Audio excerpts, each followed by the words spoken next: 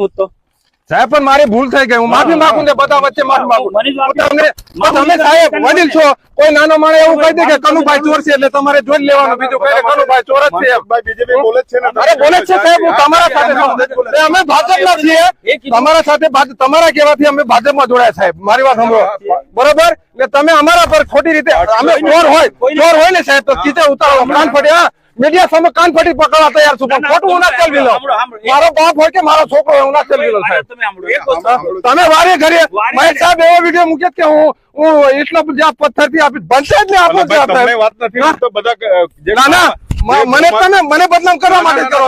પંચાયત ના લીધે તમને તકલીફ હોય ને સાહેબ તો અત્યારે રાજીનામું આપી દો. બોલો તમારું નામ હું પંચાયત પર જીવતો નથી. 35 એકર જમીન છે, જાટન છેડી પકવું કેટલી 35 લાખ ની મારી ખેતી છે, ઇન્કમ સુગરમાં જઈને તપાસ કરી લેજો. હું ભિખારી નથી, પંચાયત પર જીવવા વાળો માણસ નથી.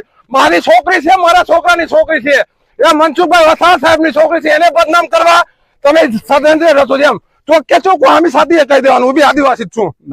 હું કોઈ ભિખારી નથી કે કોઈની પાસે કે કોઈ અધિકારી પાસે કે આજ સુધી કોઈની પાસે હું ભીખ માંગવા નથી ગયો સાહેબ. હું મારી રીતે જીવું. અમે એવું કહ્યું કે આ પંચાયત ના સાહેબ હમણાં તમે સાંભળ્યું ને એટલે મારે તમને કેવું પડે. ભલે મારાથી કોઈ બોલાઈ ગયું હોય તો માફ કરજો, પણ હકીકત પંચાયત ને આમાં ભૂલ નથી સાહેબ. રાતે ચોરી કરો સાહેબ, રાતે હું ચોરી કરવા જાય તમને મને શું ખબર પડવાની? તમે મીડિયા લઈને આવ્યા, તમે પત્રકાર પરિષદ સ્થાનિક પંચાયત ને કેમ નહીં જાણ કરી? જાણ કેમ નહીં કરી? કેમ સત્તા પંચાયત તમારી પાસે સત્તા છે એવી રીતે અમારી પાસે બી સત્તા છે.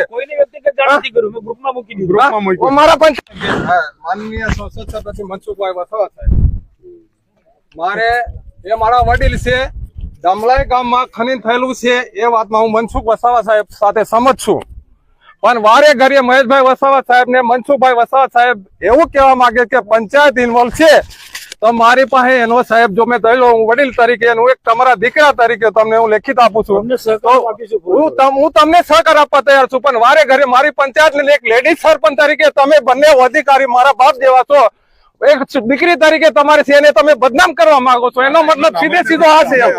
આ મેં મીડિયા સમક્ષ બોલાવેલું છે. તમે પંચાયત એટલે મારી વહુ છે, તમારી દીકરી છે સાહેબ. તમે એવું કહેવા માંગો છો કે પંચાયત જો સાહેબ પંચાયત ઇન્વોલ્વ હોય ને હું ચોર હોય તો અમે વાળા ચોરી વાળા કે કોઈ અધિકારી ને હું ચોરી કરવા ના જાઉં. એટલે માફ કરજો સાહેબ, મારી પંચાયત ને મારી દીકરીને તમે કહેતા હોય તો હું રાજીનામું, તમે બંને અધિકારી કહેતા હોય તો અત્યારે રાજીનામું મૂકો. અમે ઇજ્જત વાળા ન્યાય પણ જો સાહેબ તમે વાંચો, તમે તમારા સાથે હું લડતમાં છું, હું લડતમાં છું.